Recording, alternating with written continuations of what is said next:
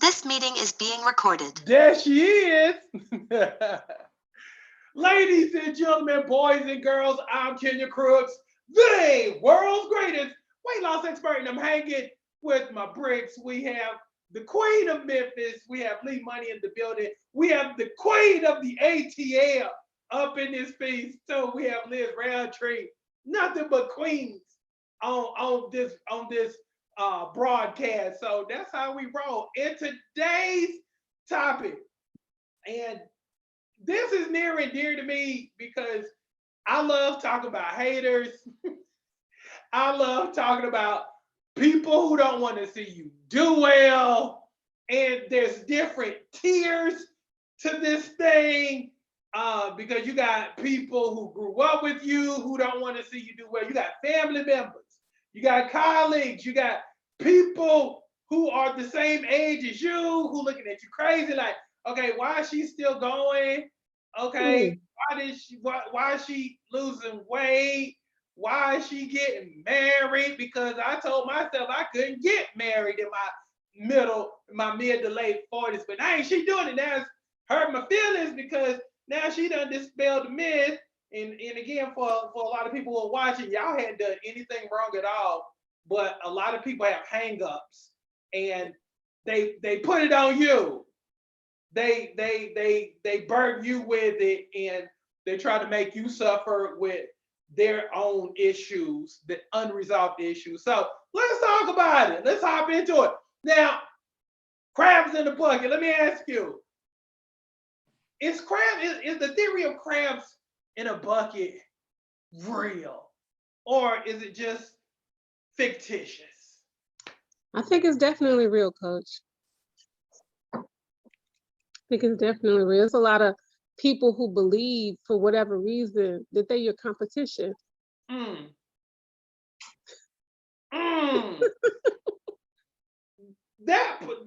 And you just said something. You just hit on something.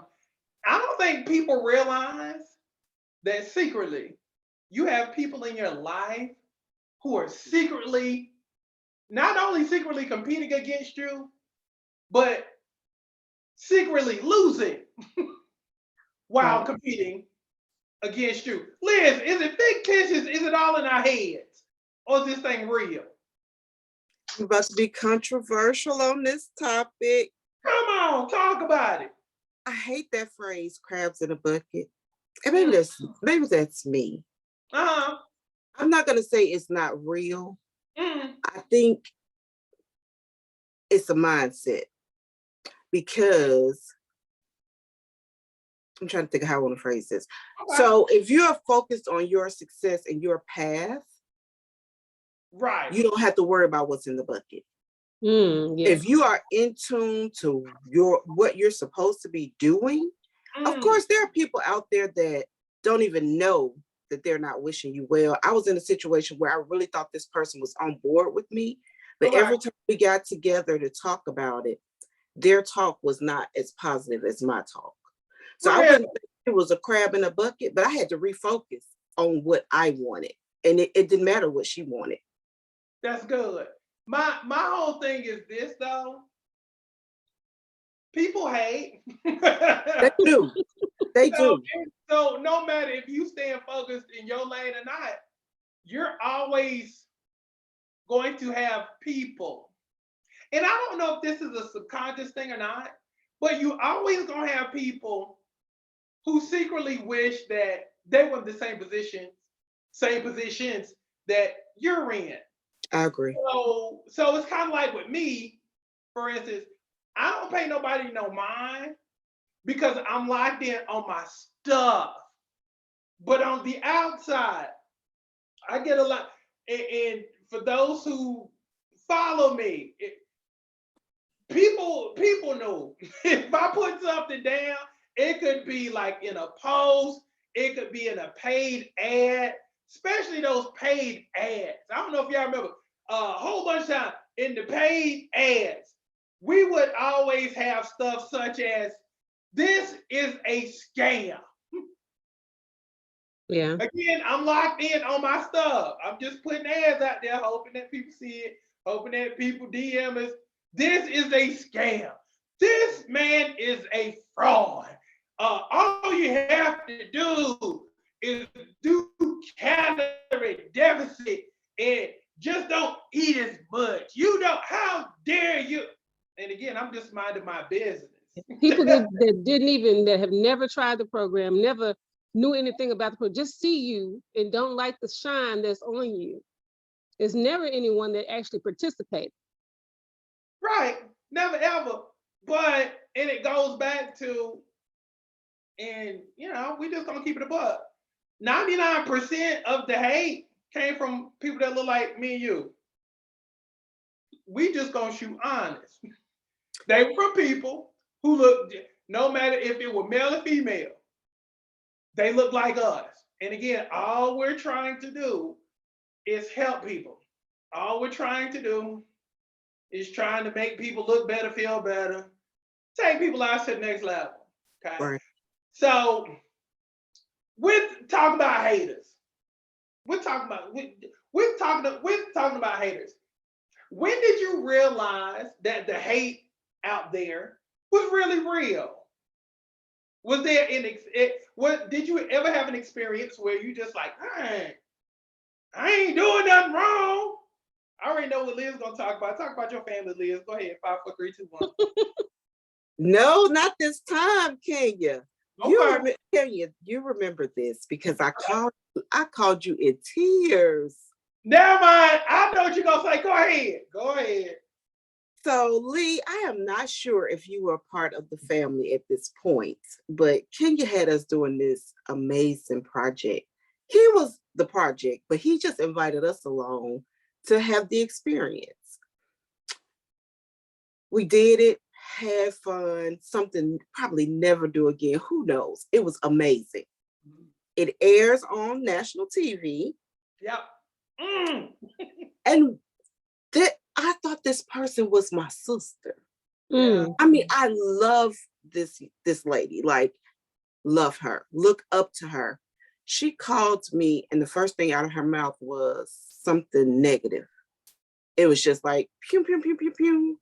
Yeah. And she was like, oh, I hope you don't think you're an actor now or actress now.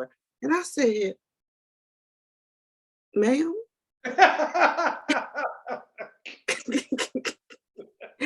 And I called, can you cry yet? He said, that is not your friend. No. He said, that is not your friend. So that was the first time it really hit me that you have haters, because it wasn't that type of thing. Why couldn't you just say, oh, that was nice? It was fun. It wasn't for, like, I wasn't looking for a new career. You understand? Right.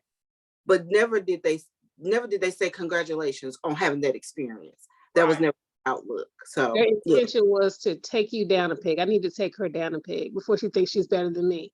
Because I was so excited. I was so excited. And on national television, on the #1 show in America, new show in America, and that's what somebody had for her. I hope you don't think you're gonna be a star. Why do we do that? Why do we do that? As soon as we get a little shine, good stuff start happening, why do people feel like it's necessary to, quote unquote, keep us grounded? It just goes back to, I don't even think that particular person was conscious of it. Okay. It goes back to, I may never have that experience. So instead of pushing that down and saying what would have been appropriate for a friend, you let it come out. I just want to remind her where she comes from. And it's so unnecessary. Even if you felt that way, you didn't have to say anything. You called me. But why would you feel that way? To where you have to pick up the phone and go out of your way to bring you down. I mean, that's effort. I mean, you got to go ahead, you got to think about it, think about what you're going to say, but it was all fueled by emotion. But you know what? People get an adrenaline rush from that. It's that Oh, look what I did. Look what I told her. I told her she I might told her, think she a star now, but shoot, she I ain't told her the good truth. as me. I told her. Mhm. They get a Yeah. rush from that. And I think sometimes too, people look at how everybody else around you is reacting to your success. They may be in their mind believing that you shouldn't have this opportunity, but when they see everybody else around you congratulating you, feeling happy for you, it's something inside of them that kind of rejects that and feel like they have to tell you. I'm gonna tell you. So, because the things that people believe themselves is incredible. They convince themselves of some dark things. When you lost 125 pounds, coming from where you come from, did you have that issue of people trying to put you down, even though you did something that only like really less than 1% of all Americans can do, which is lose over 100 pounds? I had tunnel vision, coach. I'm gonna tell you, if they did think that, I was on a mission. I was not worried about what everybody else thought. I was about what I needed for me. And I promise you, I didn't notice. If it happened, I didn't notice. And that was the time too that your influence taught me, it's certain people that earn a place in your life. And if they were not Right. on board, they Yeah. were on the Because one of the things that I've always noticed with all of the bricks, a lot of them would say that kind of pretty much the same thing in terms of, okay, when I was over 300 pounds, nobody was worried about me. But when I lost the weight, instead of saying congratulations, you did great, that's awesome, people would say, oh, you ain't sick, are you? Okay, even when you were 340 some odd pounds, nobody was worried about you being sick. Okay, nobody was worried about it. When folks was size 20 something, nobody was worried about nobody's health. You don't want to lose too much weight too fast. You don't want your head to get big. You don't want to lose your butt. It's gonna, if you lost it fast, it's gonna come back. Um, that's what I get from a lot of folks who have lost a lot of weight. But getting back to your point, it's all about locking in and staying focused on what you need to stay focused on. So my next question is, what do you think all of that negativity is rooted in? Because I'm sure that you probably had people in your life who just didn't like you really for no reason. I'm sure you probably had people in your life who their face would turn up whenever you step into a room or whatnot. And again, you hadn't done anything to anybody. What do you think that is rooted in? Self-esteem, self-hate. insecurities, self-esteem, and some people are just stuck. Some Mhm. people are Mm. stuck. Explain And that. those people, when you meet somebody and the first thing or all the energy they give you is negative, Right. they're stuck in where they are. They can't see past it. So Mhm. everything they do, how they move is negative. And if they see that, okay, she has challenges, but she's Okay. not stuck there. She's Mhm. going through it, dancing in the rain. Right. They don't understand that because they can't get it for themselves. Okay. So Do that's you that. It's do you think it gets even worse? Do you think it gets even worse as you get older in terms of being able to see, okay, did she just turn her face up at me and all I did was walk into the room and people got excited about me? it does. It does because as people get older, they start thinking all that they've lost instead Mm, of thinking that's better good. is ahead. Better is ahead. It doesn't matter how old you are. If you have the Right, mindset that better is ahead, then right. better is ahead. So a lot of Yeah. people get stuck and I'm at a certain age, oh my God, instead of thinking my better is still ahead, even better. Because I don't think people feel that way in terms of, because and let me also say this too. Attractive women like yourselves, y'all get it the worst. I'll go ahead and say it because I see it. Okay, when you're unattractive, nobody worries about you. But when you look gorgeous like y'all.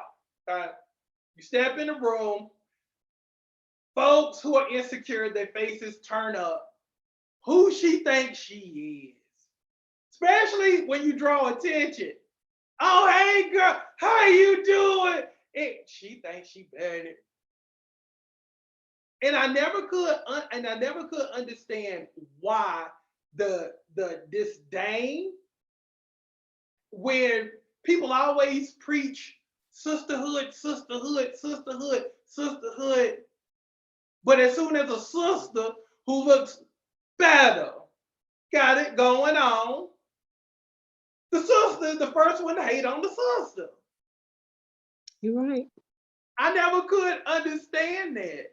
And again, this even goes back to, what I saw in college. And it's just like, and it's gotten worse as we've gotten older. And I didn't know if it was the age thing that contributed to all of the disdain and all of the face crinkling up and all the attitudes and not wanting to be somebody's friend only because they're successful, they look good, they're happy, they smile, and they just got a glow because again, y'all got a certain glow about you. And tell me if I'm right or wrong. Have you ever had people get turned off because of your glow?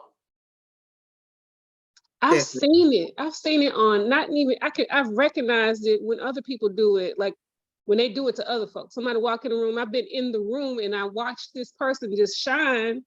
And when they walk inside the room and start engaging with people, and there's one person in that room that blows it up and wants all the attention, to me, it feels like they want to plug into that power and take the power, extract the power from that person. That's good. Onto them, and this is why this motivates them. That's they good. Want their power for themselves. Liz, I think they just don't love themselves enough. I'm sorry, Kenya. Now, go ahead. Even on my worst day, and sometimes I can have bad words for myself. I don't think nobody gonna look better than me. I'm gonna feel like the best looking thing in the room. You better say it. That might be the problem, huh? You're supposed to feel that way, Liz. You're supposed to feel that way. You know what? If every woman that walked in the room felt like that, you wouldn't have turned up faces. Yeah. Be like, oh yeah, she look good, but I look better. Girl, you look good. I look better.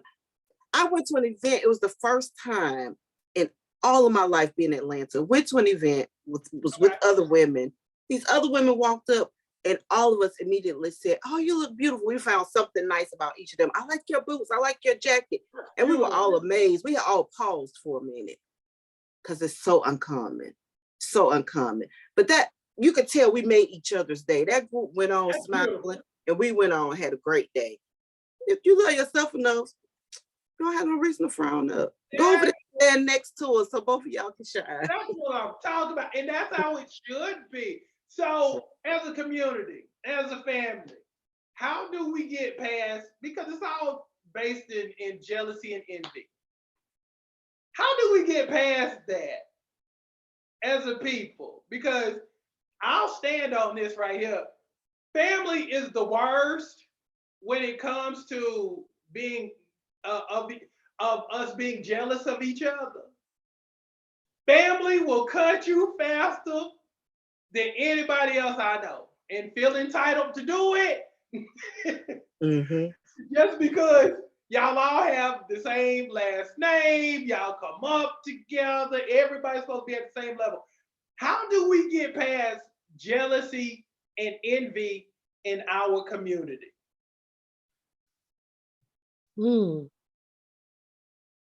These conversations on a public platform. More love. Yes. And it's a lesson I just learned this week. Okay. Bless them even more. Pray for them even more. You don't have to necessarily have them in your immediate space. Right. But just pray blessings abundantly upon them. And just keep being positive, showing them it can work. It is possible. It is. That's the only way. Example, conversation, prayer. That's I mine. like that. I like that. What about That's you, what I Lee? would say too. Lead by example. Lead Yeah. by example. Keep doing what you've been doing. Keep contributing to the community. Keep being a part of the community. Don't shy away because someone else doesn't want to see your vision, doesn't want to acknowledge your shine. Keep doing what you're doing. Just lead by example. Now, last question. Okay. When you look at our community with all of the stuff that you see on TV and social media, from the robbing, the killing, you can't even go to Lenox Mall in Atlanta no more, or Phipps.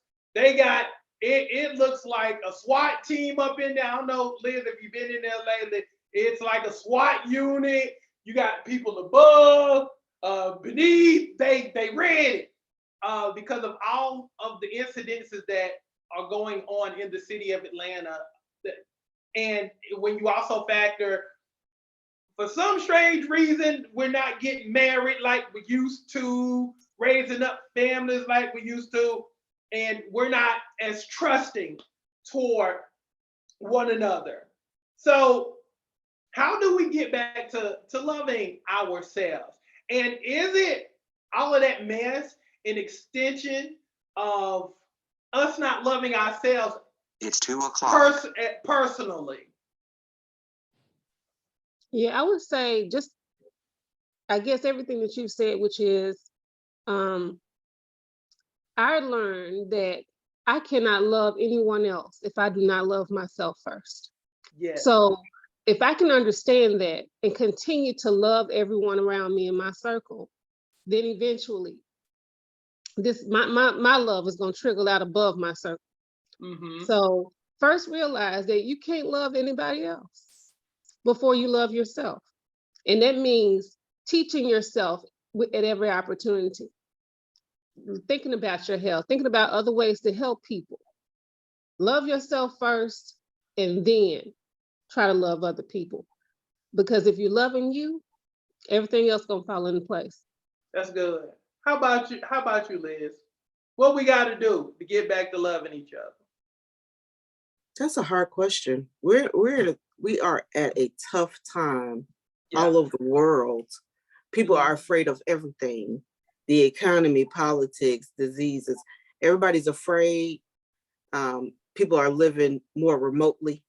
We're Mhm. not connected physically anymore. Everything is online, internet. So definitely having that physical contact, being more people that are doing the work, being more visible, using the outlets that we have now to show people that that is not necessarily the way. Right. And I have to speak for myself. I used to do a lot of community service and I don't Okay. do that anymore. So I need to get more active to, as Lee said, to spread the love outwards. Because if I see what's going on in Lenox Mall and all I do is avoid it, I'm not doing anything to go out there and help prevent it. That's good. It's just going to keep happening.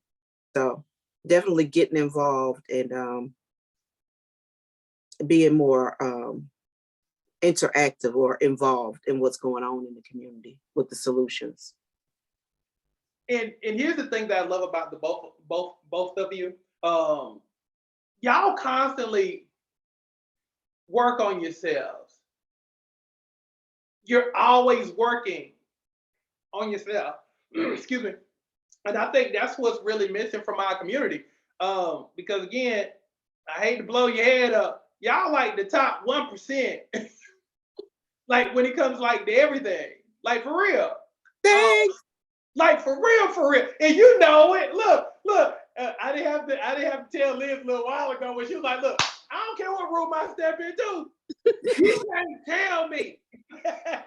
I ain't the baddest thing walking. So you know it. But again, and this is what I stress to people, there's something awesome, there's something amazing when you see a woman constantly working on herself. And I think that's what's really missing because y'all get it. Here's the problem. A lot of folks don't. And they hate you and they dislike you because you want to get better. You want more for your life. And again, y'all keep trying. Y'all keep showing up. Even when you fall off a little bit, you still fall back on and you still keep going. So it's just a testament to how amazing you two are. But also it also speaks to how really you're a rarity. Like you're really that rare. And I want you to understand really how rare that is. And any dude who watches this thing will tell you, yeah, he right. And you'll probably have some sisters watching this being like, yeah, he is right because I gave up a long time ago. So that's to be commended. So I guess the biggest takeaway from this broadcast is to lead. Lead by example. So what are we gonna do moving forward? I know this wasn't on the text that I sent out for the question with the questions for this broadcast. But what do you think that you need to do more of in 2023 to lead by an example? To show that shine, because y'all have a brilliant shine about you. What do you think you need to do more of to let that light shine? I'll go ahead, Lee. I was just gonna say I want to keep having more conversations like this. Mm-hmm. That's Yeah. good. What about you, Liz? Have 3 projects. Okay. I'm writing it down because January 1, everything's gonna kick off. Book. Okay. I really think I have several ideas, but this podcast is kind of fine-tuned, kind of where I need to go. People do need to understand the struggle and what it takes to get up and have the attitude that when I walk in this room, I own it. Yes. And what got me there? What made me able to say that? So book, I think I have a lot to offer that I don't offer. And so I think this format has permitted me to start. I want to do my own podcast. Okay, go get it. Look. That's awesome. I did a sample one today, but okay. Come on, so when you gonna put it out, sample? I don't know. Okay, never mind. I'm asking too much. Okay, look, I already know it's coming. It's coming. look, you told folks, that means it's happening. see, now that's love right there from your sis right there. Cause I love her. I was like, wait. Then she's like, you know what? I know she gonna put it out tomorrow. I said I need to, because I actually just did it off the top of my head because I've been studying and researching. I love to study and research. And I was like, okay, you have to do one. You don't have anything, just do one. I did one this morning.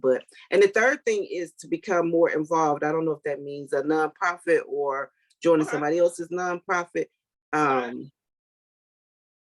So seeing that there's a list of needs, but my one thing that has hit home since the pandemic came was that there are children that if they don't go to school, they don't eat. Right. There's a lot of hunger in our communities, and that's something you don't see. People don't admit to it. They don't acknowledge it. And there is a way to make sure those children eat. So I want to do something like that. So those are 3 things. I know that seems like a lot, but it's things that I should have been doing. And next better is coming. It's doable. So you gonna stop. So basically, you gonna stop procrastinating. Yeah. That's good. Have already stopped. That's good. Look. Since we being committal and stuff, when you gonna throw out your first podcast, my dear? I want to have my first one out by mid-December, right before Christmas. Okay. If I can figure out how to send it. Remember, this is off the top of my head. I don't know what I'm doing. I'm gonna send it to y'all. So hear where I'm kind of going with it. So mid-December. I want mid-December. I'm so proud. Look at you, just all blossomy. That's what I'm talking about. So that's what's up. So for the people who are watching, thank y'all for hanging out with us. Thank you, my beautiful bricks. Y'all just inspiring and awesome and amazing. And again, thank y'all for hanging out with me. And again, for the people who are watching, we'll be back next week, different topic. And shoot, let's continue to get better together. Love y'all. Love you, Coach. Love you too, Coach. Have a great one. You too. Bye.